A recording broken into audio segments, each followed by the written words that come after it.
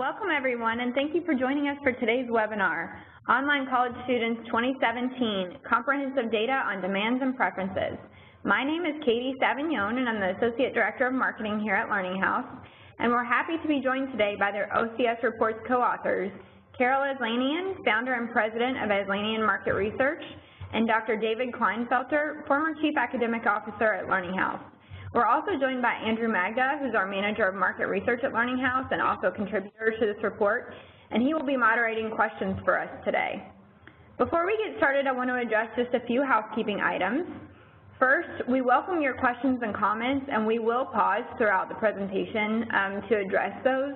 Please just make sure that you type your questions and comments into the Q&A pane, and make sure that when you send your message, send it to all panelists and not to the host or the presenter, just to make sure that they get seen and answered.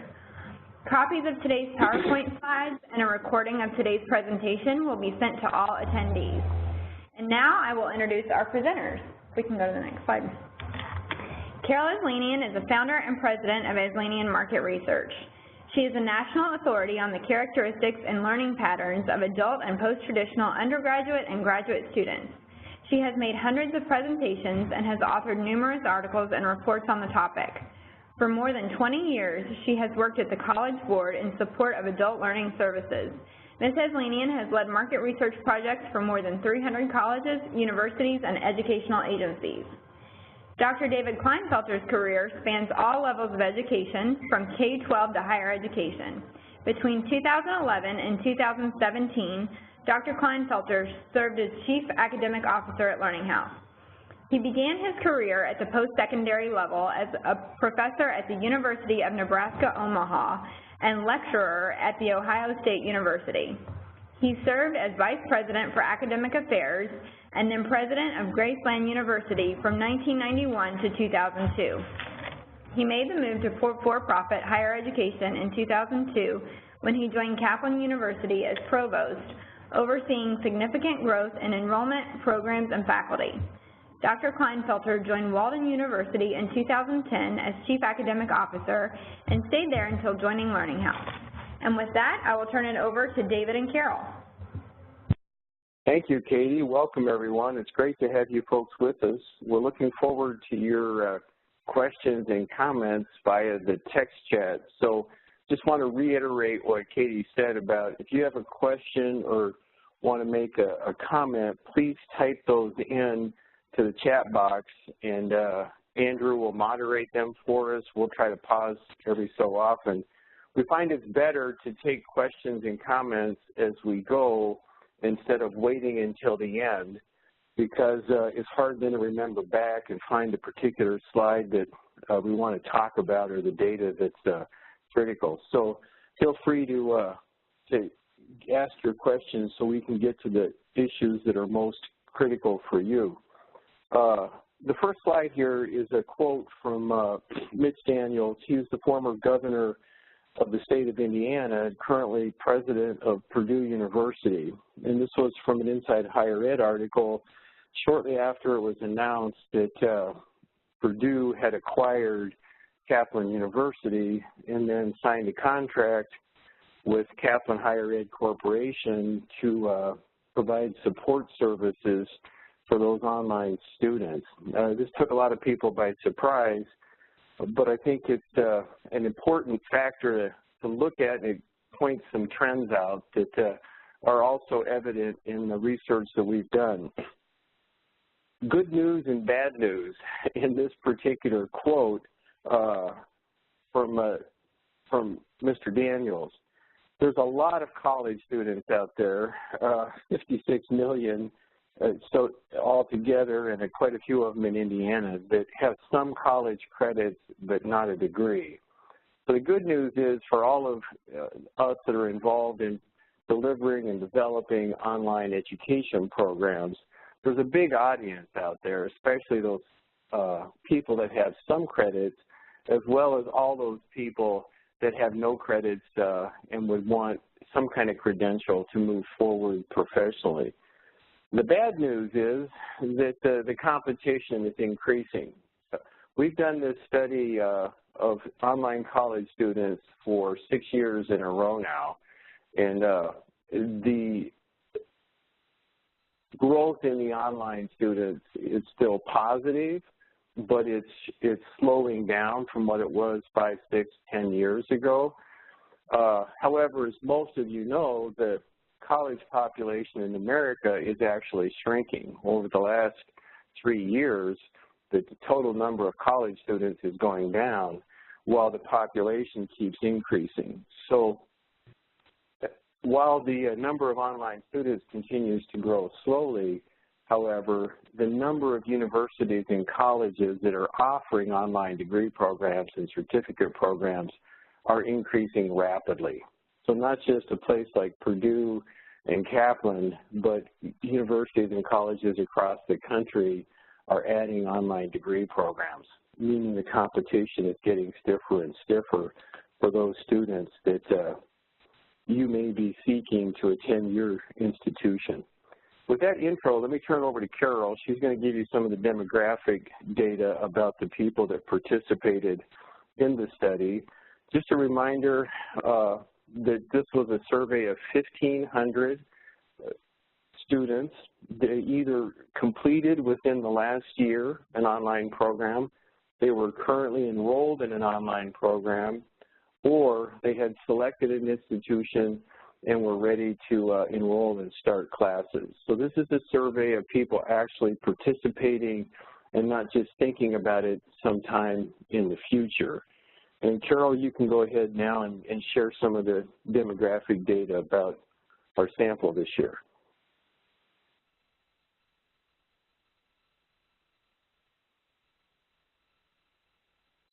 Carol, you may be on mute because we can't hear you. I want to go back to that the first slide that Dave just went over, just to add one more point. Traditionally, we've always talked about adults over the age of 25, and you get these large numbers like the 36 million and the 56 million. However, as you will read the data in this report and the others we've done, age no longer predicts learning behavior. We have many, many students under 25 who have some college credits but no degree. They started and stopped, went to work.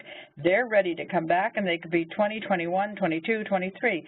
We also have many under 25 who had just haven't completed their college degree. So in a sense, the 36 million and the 56 million are the bottom line in terms of the numbers. We grow if we consider those people under 25. And you know, we've recently created a report on the post-traditional student, and these are people who began but didn't finish and come back later, even at age 21, 22, and they're looking for online programs to facilitate their study and acquisition of degrees.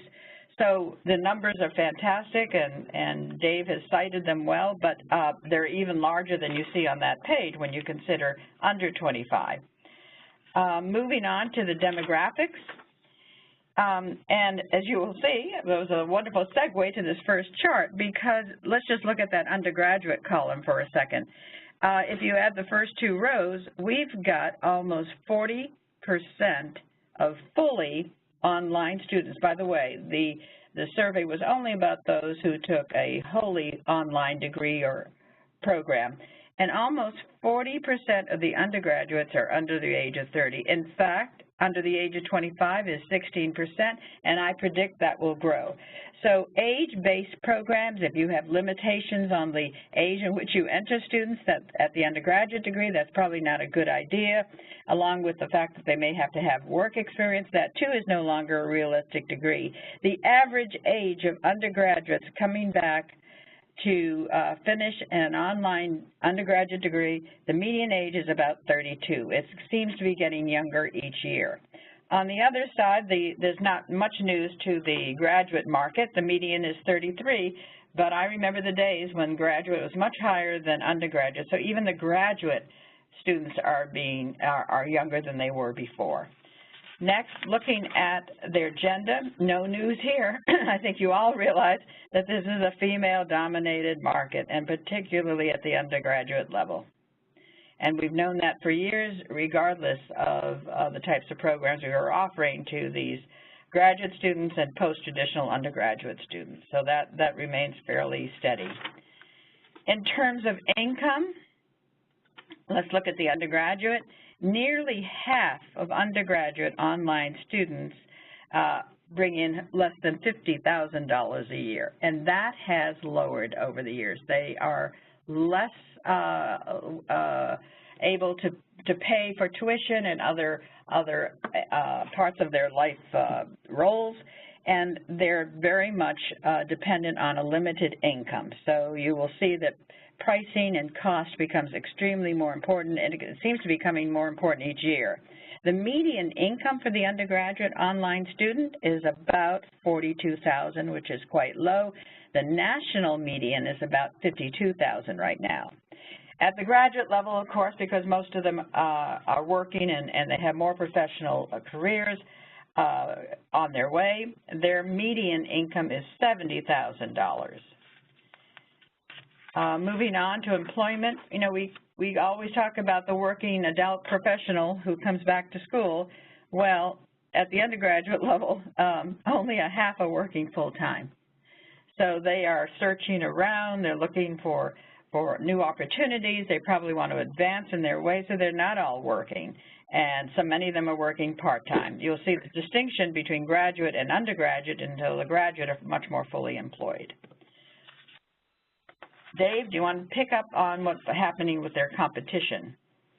Yeah, happy to. Just to wrap up the section on demographics, what you find is that a number of these online college students are traditional age, they are working part-time, they have low incomes and so forth, as Carol explained.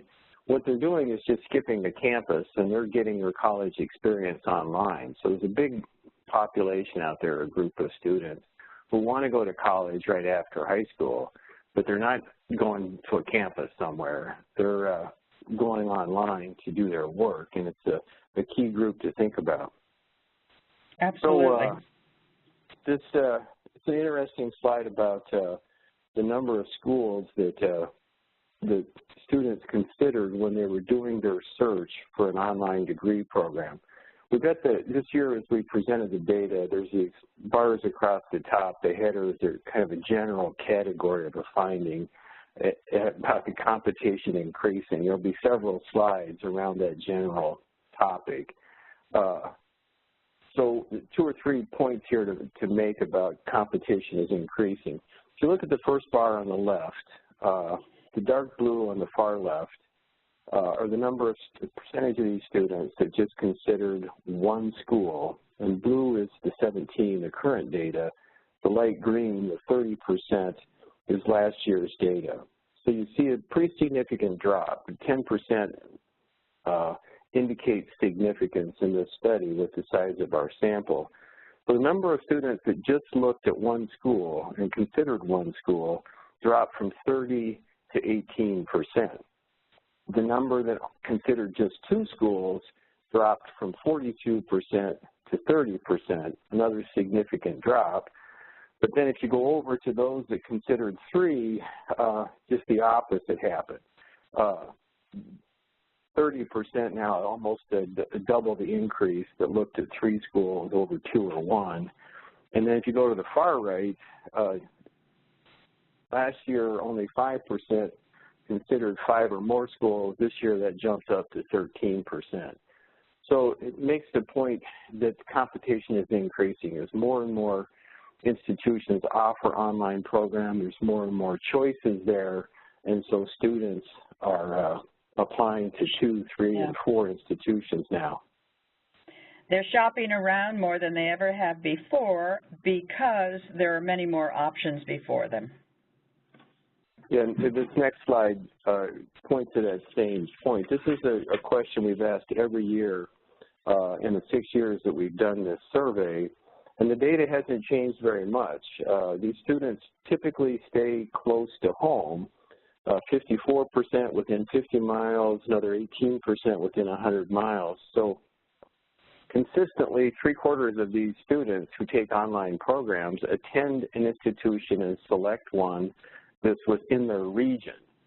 And what we think is happening here is that the competition is increasing because in the past, maybe 4 or 5 years ago, there was only one option. There was one local or regional institution within 100 miles that offered the program the student was interested in.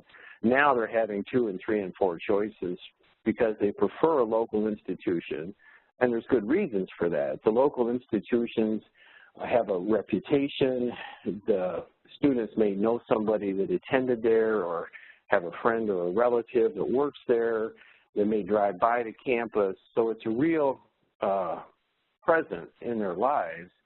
And there's a huge advantage to offering programs to students within the region where the brand of the institution is very powerful and well known. But now we're seeing where they may have only had 1 or 2 choices in the past, 3 or 4 choices, so they're applying to more and more institutions. The one thing to consider, though, Dave, as I think about it, I'm not sure that the Purdue-Kaplan arrangement will be the last one we see of that sort. So the question is, our data would always show that those regional institutions, for example, people in our audience right now from Bluefield or Geneva or Beckfield College, we always have recommended to them that they should act assertively in their regions because of these data, that people will select them more quickly than others. When these other name brands come into play, and I'm not talking about the for-profit sector, but I'm talking about this Purdue-Kaplan, we have to see whether those local advantages, perhaps in access and reputation, will remain as strong as they seem to be today when we're competing with big-name institutions. Something to consider. Yeah, that's a great point. As more institutions like a Purdue offer online programs, how will that impact this local effect of staying within 100 miles? And right. I think it's a very powerful impact because the brand is so well known, but a place like Purdue is really well known in the upper Midwest and known, of course, in Indiana. So it'll definitely be a factor for some of these name brands. Right. This point about competition, too, shows in this next slide, where we asked the students how often they visited the center or the campus itself in their region. And interesting that 25% said they've never set foot on a campus or at a local center for the institution that they attend.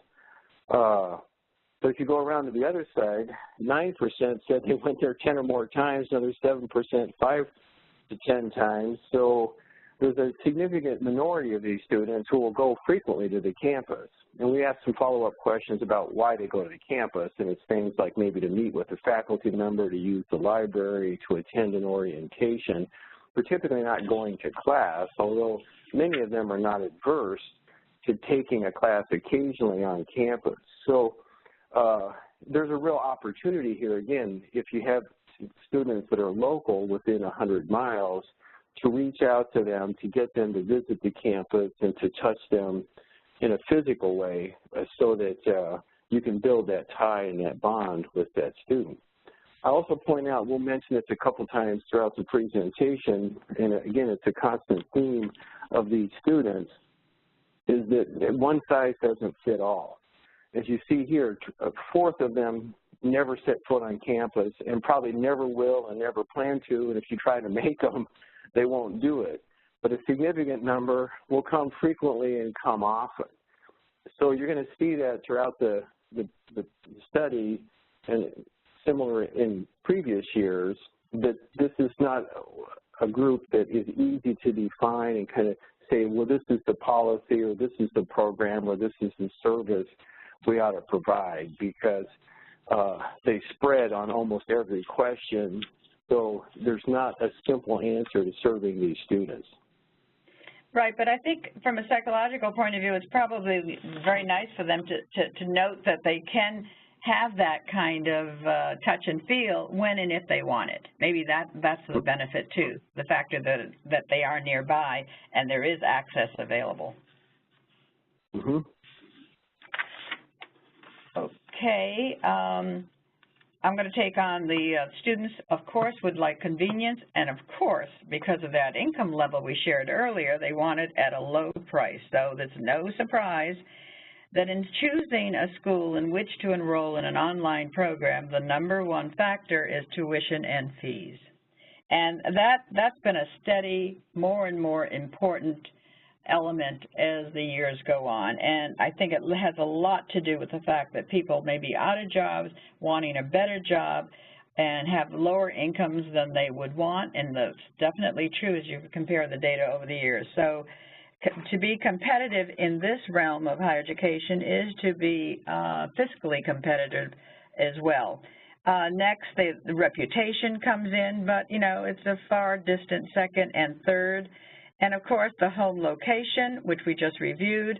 So given those 4 factors, you got to think about tuition and fees as what if you're going to charge higher than your competitors in the nearby region, for example, you've got to give them back something. So you might be able to charge a higher price if you have a strong reputation, or your program is noted and that's what you want to market and make more visible.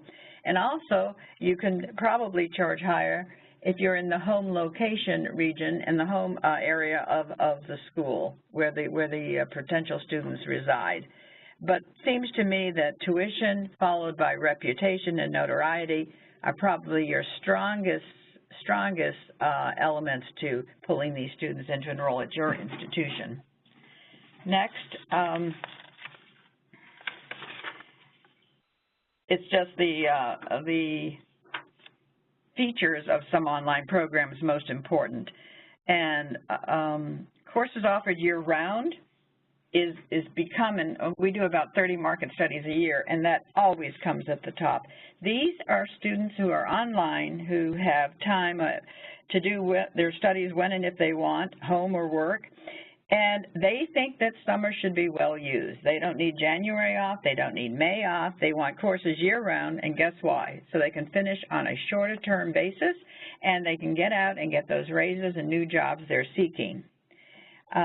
They do like a bit of a scholarship, and I think Dave's data will show later that a little bit of assistantship, a little bit of a giveaway is something that will entice them. We found out that a $500 scholarship announcement made a big difference in being attractive as an institution. And they certainly want acceleration. 16-week courses are just off the wall now, 12 weeks same, and I'll show you later what the preference is in terms of length, so they don't want to spend the same time they would if they were in a classroom setting. So fast track, finishing as quickly as they can and getting it over with in the shorter period of time are high attributes of programs that will succeed in this realm. Hi, Carol. This is Andrew. I just wanted to pose a question that we had in the chat box. Yes. You were talking about multiple study formats. Can you expand upon that a little bit in terms of what online students may want in terms of some of these multiple study formats? What might be in the previous slide. Okay. Might be the previous slide. Yeah, I can speak to that. I think the choices there were things like the student has more of a self-paced program versus a program that's week by week scheduled with the professor and the rest of the students in the class. So they have a choice of more of a self-paced program versus a rigid kind of schedule where everybody stays on track at the same time, which is the way that most of our institutions offer their online programs now. Yes, and I think what we often find in our studies is a correlate. Many online students, noting that they do study within the region, do want access at times to blended courses. This multiple formats does include blended courses where some of the coursework is done in a classroom setting and some done online. And I remember interviewing students in a focus group, and there were some subjects that students may even want to take on a classroom basis. So that probably also adds to the attractiveness of selecting a nearby institution. When and if they had time to take math in a classroom or in a blended fashion versus totally online, that may be an attractive factor to some students. So multiple formats really refers to online, blended, or classroom-based. And that's this next chart that we were heading toward is just the continuation of wanting convenience at a low price. And you can see these are the attributes that go down in interest. For example, there jump in and make it. Sure. Go ahead. I was going to say, for example, yeah. Go ahead. You're up. Go ahead. Okay. Look at that bottom line. Many faculty teach full-time and hold a doctorate. That is not very influential, okay? And what is even a little bit better than that, of course, is that they're practitioners. They want but teach it people who know what they're talking about. And as you go up, you can rationalize why that makes sense. And the factor I was just looking at 19% ability to enroll in classroom courses also. That goes back to that multiple formats question that I just tried to review that was asked about. Okay, Dave. Yeah, I wanted to point out, you noted about full-time practitioners versus full-time people holding a doctorate. Not a heavy factor with 15 and 10%, but again, it illustrates this point that these students are different. Some of them really are impressed with tenure-track, full-time, regular, scholarship-type faculty, and other ones are more impressed with practitioner faculty that are working in the field and maybe teaching part-time. So, again, there's no one size that fits all with this particular group of students. Right, and I guess these two slides offer you a nice set of topics and themes for much of your messaging and marketing out to this population. That, of course, you do offer courses all year round if you have it. You've got the fast track. These are things they want to hear in order to choose you over your nearby competitor. I think the next slide is about the redo. Right. We asked them if you have. Go ahead. Is this you or me, Dave? It's fine. You go ahead, and then I'll fill in behind. All right. We asked them if you could do it all over again, what would be more important to you than you thought it would be? And of course, here it is again: tuition and fees. So when they made their selection, if they had it to do over again, they wanted probably more data and information on how much is it going to cost them to finish, and so on and so forth.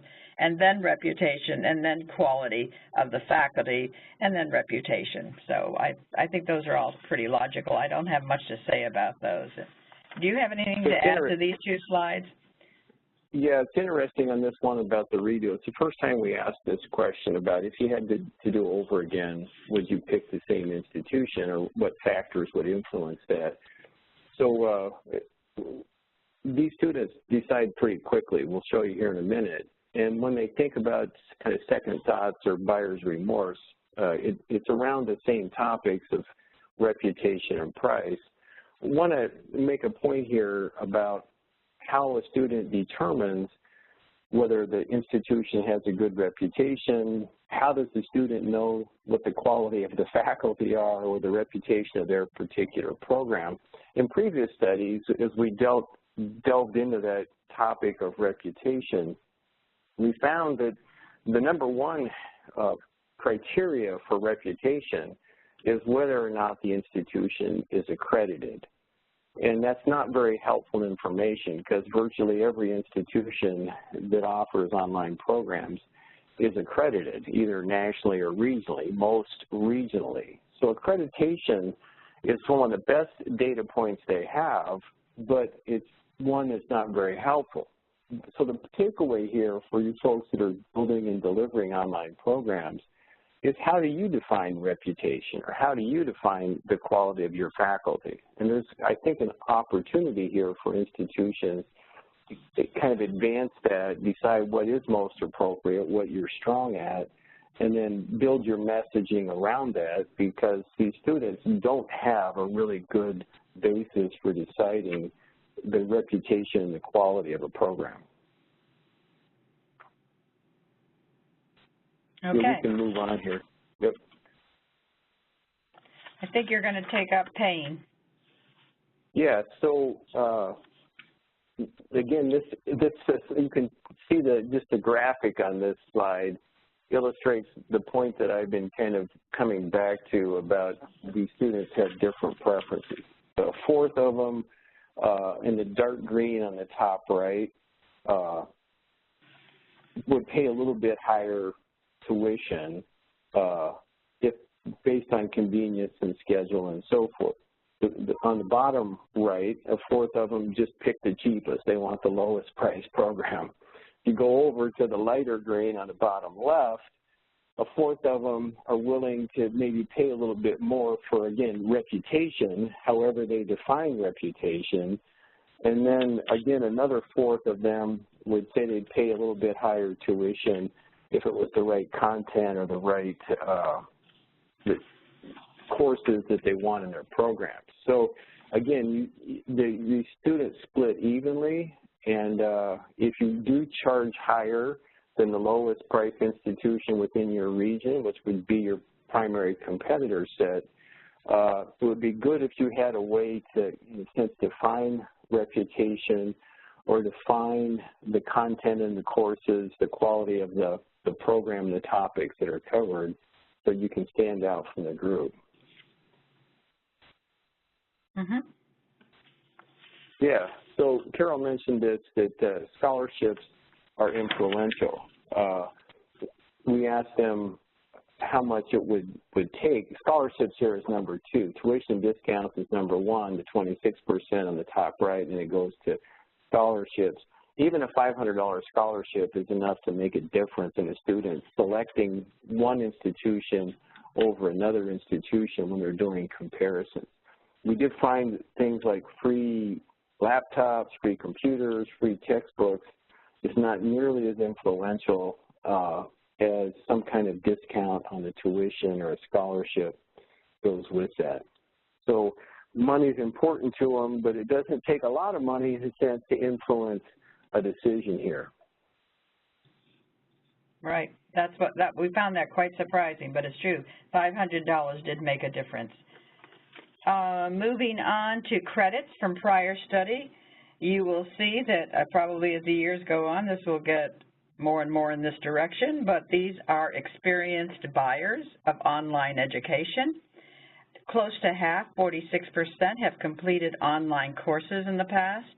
Another 6% already had taken an online program, and add another 17% who have had both online course and program experience.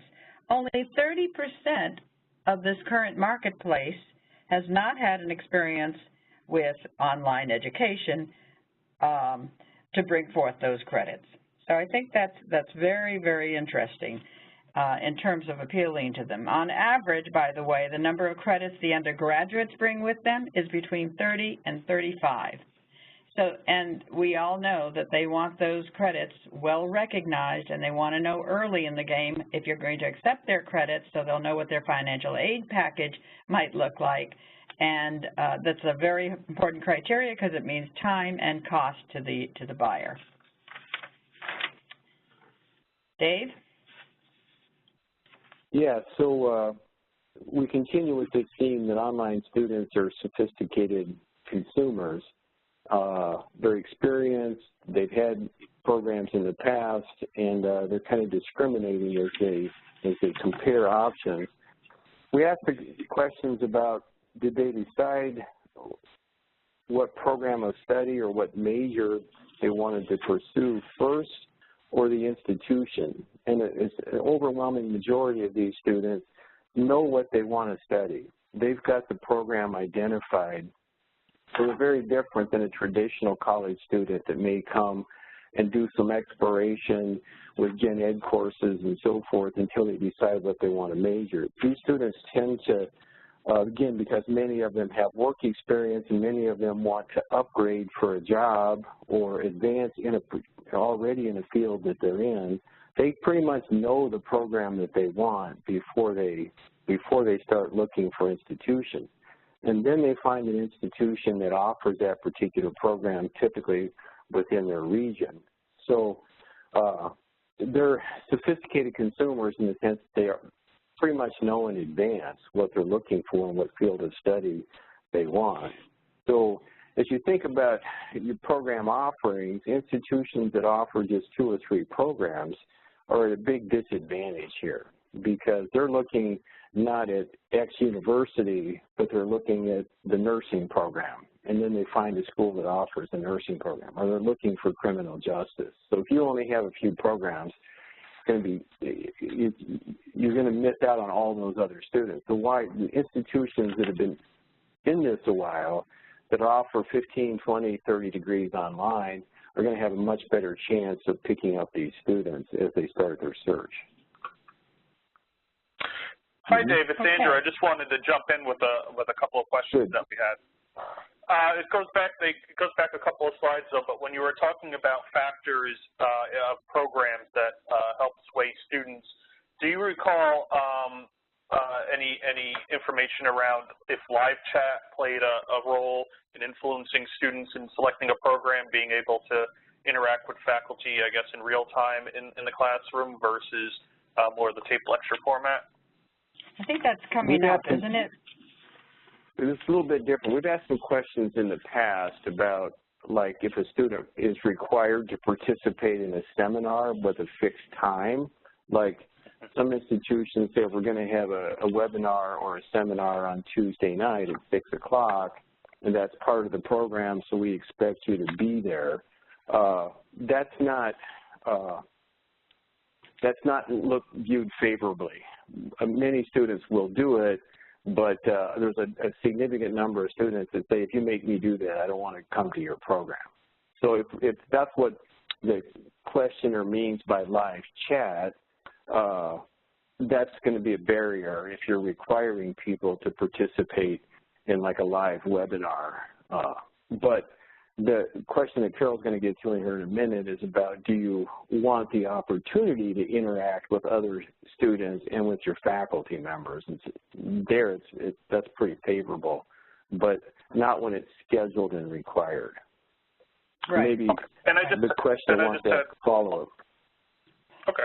And just one other one I had, I think you covered earlier, was around when students are looking into faculty, what are their comments or perceptions of full-time versus adjunct faculty? Are adjuncts seen as less desirable as full-time? No, in general, we mentioned that a little bit. Some of them, prefer the practitioner adjunct, and some of them are more impressed and prefer the full-time tenure-track faculty. So it's kind of a toss-up. And I think I think I lean a little bit more in the data that I've seen, not only from these national studies, but from regional studies, that they like that professional background. And I've seen over the years, I got to disagree a little bit. I think I see them much rating the professional who has experience in the field in which they're teaching as more desirable than we used to say a full-time faculty member with tenure or something like that. And they would definitely like the word practitioner. Mm-hmm. So maybe that's changing, but that's how I've seen it in recent years. Okay, are we ready to move on? Thank you. Sure. Okay. Well, this next slide shows that you've really got to do your work very quickly, because these students are ready, willing, and able and want to move fast. And so when you see their decision-making timeline from the search to an application, roughly 30% or so want that done or do that in 2 weeks. And over the past year, that has been taking a bit more time to do it. However, in general, the message of this, on this particular data item, is that they are ready within, let's say, within 8 weeks. They want to know where they're going. They search and they apply. And if you don't respond on a timely basis, you've lost these students, because remember, the other point we're trying to emphasize is they're considering more than 1 or 2 colleges, whereas in the past there was always 1 or 2 maybe, but they've got more on their agenda in recent years, since more of you are entering the field. So you've got to act quickly. You've got to be responsive. You can't take days and weeks to respond back with an email message or even the call. You've got to act quickly, because they're ready to act. 80% will apply within 8 weeks. So are you ready to give them their decisions and their financial aid information and anything else they are seeking within 8 weeks, okay? They need to know that. The next slide just shows the diminishing number of weeks that they take. Dave, the financial ed decisions? Yeah, so this is a good point. We need to speed up our presentation here a little bit too to make sure we all end on time. So we'll pick up the pace just a bit here. Okay. So financial aid decisions, when do they want to know how much they're going to get offered in terms of financial aid? And half of them want to know before they even apply. And so yep. A few of them, you know, we'll take a little bit later, but they want to know at least some kind of estimated financial aid package before they even fill out the application. If you move through the next couple of slides here, you find the same thing applies to transfer credit. When they get to here, even a significant higher percentage want to know how many credits they're going to get before they even submit their application. So if you make them apply before you'll give them some kind of transfer credit decision, you're going to slow things down and be not as attractive. These people want to know quickly. They're very demanding consumers, and before they make a decision, they expect the institution to be very timely and upfront with their with information like this. The timing thing comes in too in this next slide about saving time. This year we asked an interesting question about how much time they spent in class. These students want shorter terms. So you see on the left here, 6 weeks or less, 7 or 8 week terms. Over half of the institutions that these students were attending offer courses that are less than 8 weeks long. And remember, these are typically three semester credit courses. The twist we added this year was to determine how much time they were spending. And on the right side of this slide, you'll see the Department of Ed guidelines for credit per course. So if students are in a course that's 6 weeks or less in length, they should be spending 21 hours a week at least to earn that amount of credit. If they're in 7 to 8 weeks, it drops down to 16 hours per week. So that's the most common format. About half of our students are taking courses that are 8 weeks or less in length, which would require 16 hours per week. Now this next slide kind of fills in the picture. Only 20% of the students, the 7 and the 13 there at the top, are spending that kind of time in these classes. So half of them are taking classes that would require 20 or more hours a week, and only 20% are spending that much time. If you take some time to look at these slides or read the report itself, you'll see that there's a pretty significant mismatch here. And it's a cautionary note that I would raise for institutions to make sure that your courses are really credit worthy and have this enough rigor and demand of students for the credit that is being given. Right. Hi, Dave. Can I just ask a quick question? Sure. Sure. We were talking about transcripts. As you know, at the Learning House, we acquire the transcripts on behalf of our prospective students to help that process. Can you just speak to how that is actually done? How do we go about acquiring those transcripts so that the admissions decisions can be made more quickly? Well, at the Learning House, the service that we provide to our partner institutions is that we'll go get the transcript for the student. So we have a staff of people in the enrollment office. They get permission from the students. They sign the form, and then they'll take the form and submit it to the university, or the registrar's office, pay the $5 or $10 fee to get that credit for the student. If you wait for the students to get their own transcripts so you can do a transfer credit review, you're really slowing things down because many of these students are busy and they'll eventually get around to it. But if you can afford to offer that service to your students, it will improve your throughput dramatically, we found. Yes, and in addition to that, what we found was that the request for recommendations is really a hurdle for many of these applicants. And there are some institutions I've dealt with that are asking for 2, 3 recommendations, and then the graduate dean has to take 8 weeks to review everything and make a decision, and you're way off schedule in regard to how fast these people want to get going. So that enrollment funnel from inquiry to application to admission to enrollment is a vitally important channel to examine and see where are the snags in your process. And transcripts, you're right, is a number one, and I'd say recommendations is number two, and not getting that financial aid information ahead of time and the award of credits for past learning. You've got to get those things under control or you'll be way behind your competition. Good point. I think we're at primary motive? Yep. Okay. Well, back, I don't want to tell you how many years, but we once wrote a book about Americans in transition, life changes as reasons for adult learning, and back then we say it's all about careers. It's not about spending time on a wonderful campus. It's not your great cafeterias or parking space.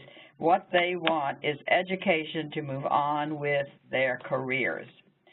So transition to a new career, there's a lot of change here going on, and don't forget we have a lot of young people in this population now. So we're getting to a new career. I want to increase my wages. Look at those low incomes. No wonder they want to increase their wages and salary.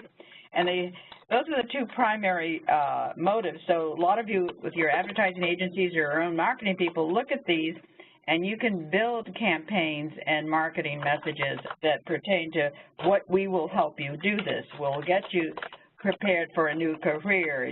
These new careers will bring in new income. You will be well skilled for the jobs that you have to do now that are changing as well as those you want to enter. So those top two are very, very important. And you can see them go down the scale in terms of importance in the next slide.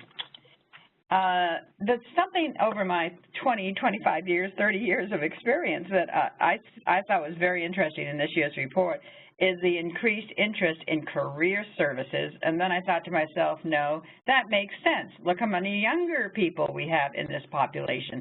They're not all 35 years old, as we once remembered adult learners to be, or people who initially went into online education. These are young people, and they do want direction. They do want advice. So a great supplement to your web page or your ability to offer different services would be to help them with their careers, planning them, developing them, moving forward, and that would be a great incentive for them to select you over your competition, as you can see from the results here.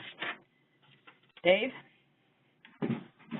Yeah, so we asked a couple of questions this year about use of mobile devices, and we all know that mobile devices are frequently used, phones, and mobile devices in this question included iPads, folks, so keep that in mind. But we were taken aback by the number of students that did their entire search. This first question is about, did you do your search?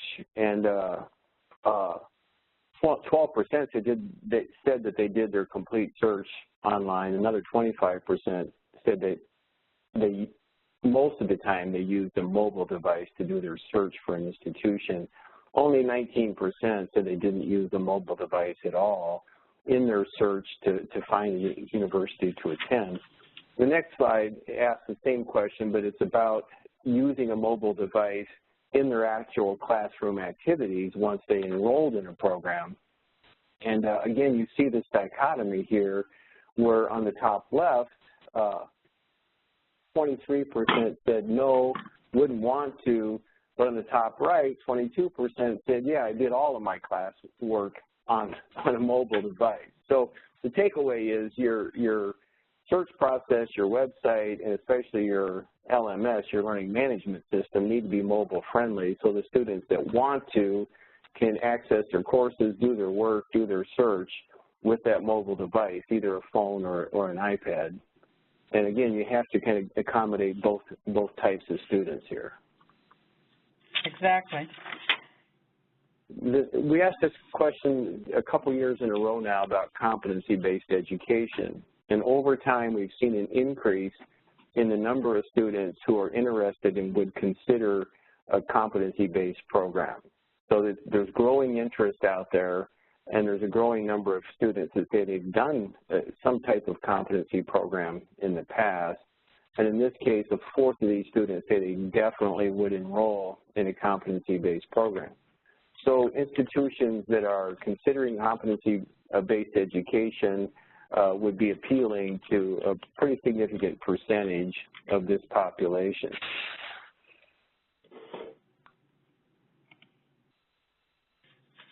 Carol, we'll turn this question back to you then.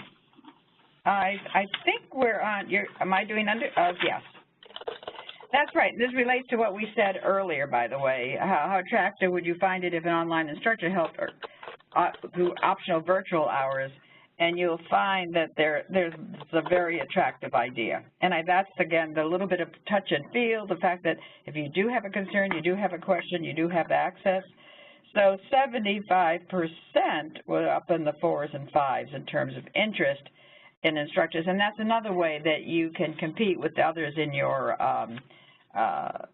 region or otherwise, is to give them more of a feeling that they do have access because you're nearby or because you have a way to hold what we call virtual office hours with the instructors. They like that. They may not use it, but they want to have a feeling that if they wanted it, they would use it. Yeah, let me follow up on that comment, Carol.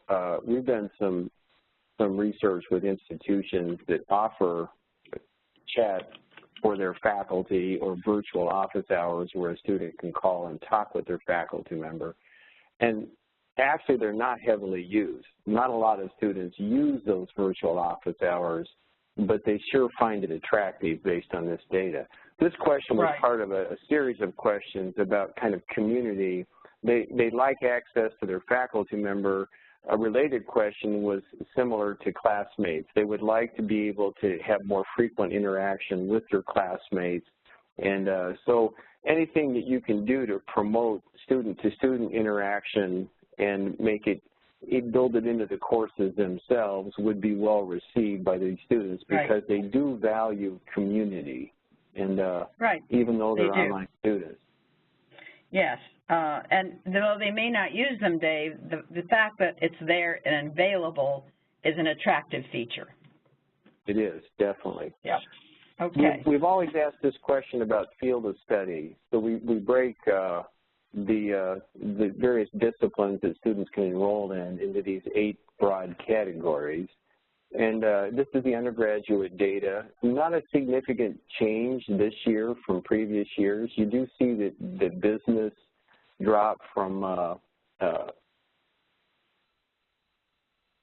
the 28% back in 14. If you look at the legend in the top left, this isn't just last year, it goes back a couple years. So it looks a little bit like the business field, which has always been the dominant and #1 field for undergraduates in online programs, is pulling back a little bit. A bit of an increase in health and medicine, which would typically be nursing programs. And the one that's interesting to me, again, it's not a significant jump, but arts and humanities went from 9% up to 14% on the left-hand side there.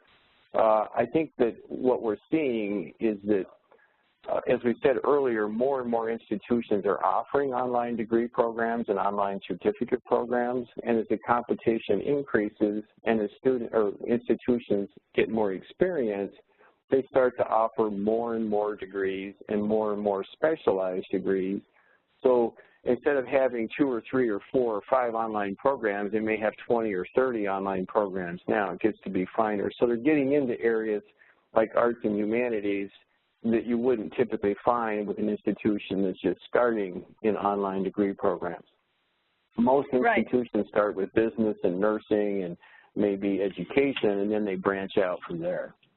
But you know what it might be due to, Dave, is the fact we're getting younger students in here, and they may not have done very much with their quote-unquote gen ed requirements, and you realize that if they started at a community college, they typically do their gen ed in the first 2 years, and then they move to the 4-year for their business and social services type of enrollment.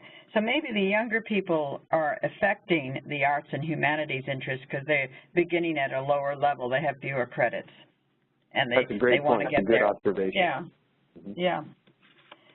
Okay, and let me turn to the graduate market. And though it's still #1, business is, but a little bit down.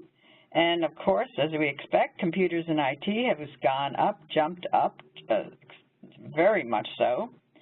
Education and teaching is down in all our studies nationwide because, as they said in Massachusetts the other day, that the requirements at the state level are not there to lead educators back to school to get more credentials for career purposes. So education has been down for a number of years.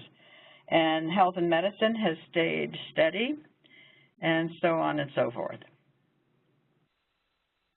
So, folks, that wraps up the formal presentation. I want to remind you that the full study, the complete report, which you've just seen a synopsis of here today, is available free of charge from either website, from Aslanian Market Research or from Learning House, and we invite you to download it, share it with your colleagues and friends, use it in any way that's helpful to you as you work to develop and improve your online offerings.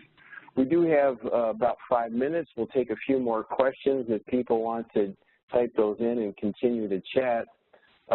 Otherwise, thank you for your attention, and thank you for all the good work you do on behalf of those online students. Yes, thank you very much. I have a couple of questions queued up here for you two. Okay. Just going back 2 slides, the undergrad field study, you were talking about the arts and humanities, I think, ticking up, and one of the comments that came in is, was this a factor also related to degree completion students, that they're more concerned with speed to completion and not necessarily their specific program, that they're taking these more general degrees than, say, vocational? You know, that could be. You know, some institutions, I think, have a good strategy that I've seen, Andrew, where they offer like a liberal studies degree. And a liberal studies degree could take students with a lot of different backgrounds, and they, in a sense, kind of design their own degree plan. That would fall in this arts and science category. Some institutions I know that are very advanced in online have big programs of that type. So that could be a factor here, where people want to package a bunch of different experiences, military credits and so forth into a degree, but not follow the traditional degree requirements for like a degree in psychology or degree in criminal justice. Good observation. All right, we also had 1 or 2 around the area of career services for online students. I know we had that question in the report this year. So one was around techniques that we've seen implemented outside of the online classroom for, say, online student affairs, or best practices for career services to interface with online students. Anything around there that we've seen in the marketplace recently? You know, I think that the career services have to be accessible online. That's for sure, unless they have a substantial proportion of their people who could come to the campus nearby. But it's got to be automated so that they can access it and ask questions and get personal direction. Now, is the question who is going to deliver that within the institution? Not necessarily who would deliver it, but say what services are typically packaged in these career services, or say a Department of Online Student Affairs. What would the students be most interested in, I believe? We didn't really measure that. No, this was the first year we asked a question about career services, and it was a general question about, did you use the service, and how attractive was it? That's a topic for next year's study that we want to and plan to drill down on, is what specific services would you be interested in? Yeah. Is it resume writing? Yeah. Is it guidance on how to do interviews? My guess is, my personal hunch is that it's more that kind of job search strategy and technical advice on good resumes, good interview skills, where to apply, how to use LinkedIn, and things like that. Not your typical 18-year-old undergraduate, like, let's explore careers and see where our strengths and where our interests may lie with that kind of career service. But we'll find out more about that in next year's study. Now that we see it's such an attractive feature, we will dig deep into that and to see what the various categories are. You're right, Dave. Okay. One more question, Andrew. What do you got? Are either of you familiar with something called eScriptSafe? It's for online students to get electronic transcripts transferred for the admissions process. When we were talking about procuring transcripts, this came up in the chat function. I'm not personally familiar with that particular product. I know there's a number of services out there. Right. And again, it really facilitates if you can do the transfer of transcripts electronically and don't make them get hard copies and mail it, things like that. Absolutely. And I think all you have to do is on their application form, they will give the school permission for the school to go get their transcripts. And that's very efficient. And the ones I've heard about, some of the large online providers, I mean, this is not very expensive, like I'd say under $5 or $6 per transcript. Well, that's the end of our scheduled time for the webinar. Again, we appreciate you attending and downloading the report, using it in your planning. Carol and I will stay around for a few more minutes. If some of you have some questions you want to submit to Andrew, we'll be happy to respond to those. Andrew, do you have any other ones in queue there? Sure. One was around, do you know any preference for online students taking 1 versus 2 classes at a time? I think at Learning House we usually try to advise them for 2 at a time, but do you know if there's a true best practice there for advising how many they should take per term? Well, it depends on the length of the term as well. The shorter the term, the more concentrated it is, and that would be fewer. The longer the term, you may more easily facilitate too. The one thing you want to know is that they want to finish as fast as they can. Yeah, I don't think there's one clear-cut practice here. I agree with Carol I don't either. in this regard. Part of it depends on the student, too. As we said, the students are getting younger, and more of them are working part-time, not full-time, which means they would have more time to go to class. Remember, too, the chart about the number of hours expected for the credits earned. If they're in those 8-week terms, which are the most common, they need to spend 20 hours a week doing classwork and doing work and either in chat rooms and so forth. So if you're taking 2 classes, that's 40 hours a week. So hopefully you're not working full-time at the same time. But because circumstances are so different, I've seen some studies, as I recall, that the average student is taking like 1.3 classes. Yeah, something like that. So you see a combination of people just taking 1 or people trying to take a couple, push it up. We have one also around what can universities do to differentiate their online programs in the market? How can we do a better job standing out? Jump in, Carol. Let me tell you the ways. I think you have to show how your programs are cost effective. If you do see that you have to charge a higher price, you may be a private institution and you're surrounded by publics, you've got to tell the prospective student what you'll give them back for that price. Do they finish faster? Do they get year-round terms? Do they get shorter terms? Do they get free career advice? You want to think of something that would incentivize them to come to you rather than your nearby competition. Yeah, I would add to that, Carol's the expert in this field, but I would add that I am a firm believer in outcomes, that outcomes will sell. So if you can show retention rates that are higher or speed to graduation that's higher, if you can show that your content is meaningful, that's a much more difficult one to get to, but students want good quality content that is relevant to their lives and relevant to their careers and recognized in the workplace. So that's not as easy to do as say we have a 92% placement rate within 3 months of graduation.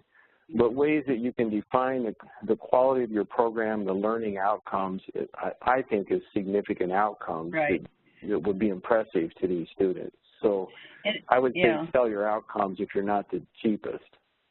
And a good way to sell your outcomes is to have area employers, if you're a regional institution, speak on your behalf. Find alumni who have made successful careers, have them speak on your behalf, and show them how you stand out across your competition with employers, with the work market, with the alumni who say this is the place to go, and with a cost-effective program that gives them what they need on a reasonable price basis. Don't forget how important pricing is.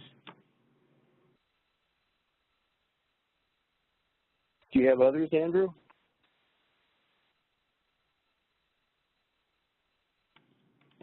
Andrew, you might be muted. We can't hear you. Oh, sorry. We had one around online students when they come to campus. Do you know what they are typically doing on campus? We don't know exactly. We had a list of options there, but they do things like have appointments with instructors. They may have a class study session. They may attend an orientation, financial aid appointment to go through that. It's just a whole gamut of activities. And again, it would be a good question in follow-up to see if we can determine just what percentage of time or how many of these activities they typically do, or what's the most common one that they do. Now that we know career services is so important, then the next questions that we said earlier will be to delve into what type of career services.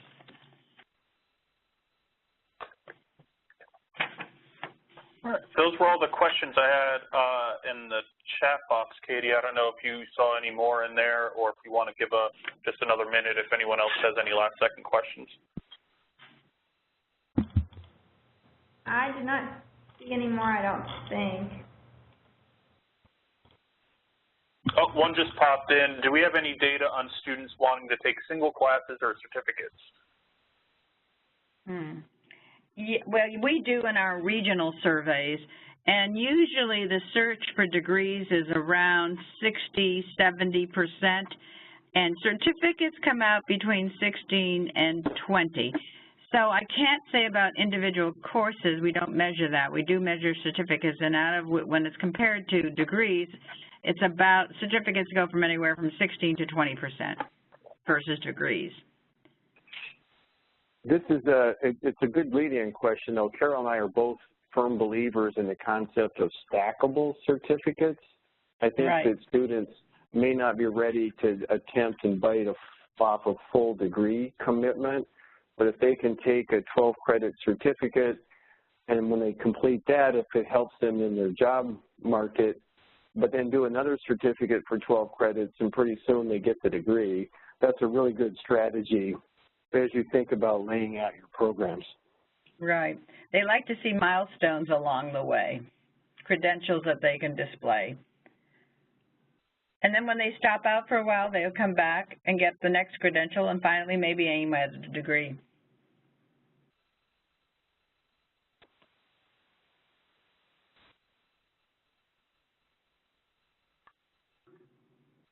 Carol, those statistics you were just citing from your regional studies, is that the number of students per year that are interested in these types of programs? Can you just clarify a little bit more around what those are? Well, it would be, yeah, that would be on a yearly basis. Yeah, it's a point in time. So, yeah, the market, you look at the marketplace, and it's probably 80% to a little bit less than 20% certificate. I think certificates, in my opinion, haven't moved very much from 15 to 20% of market demand.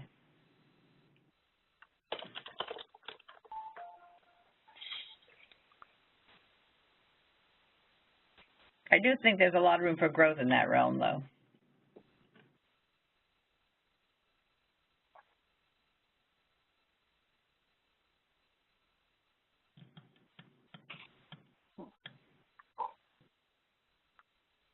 Okay, I think that's everything.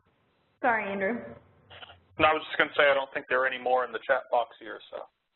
Okay. Yeah, thank you everyone so much for joining, and Dave and Carol, thank you so much for a wonderful webinar.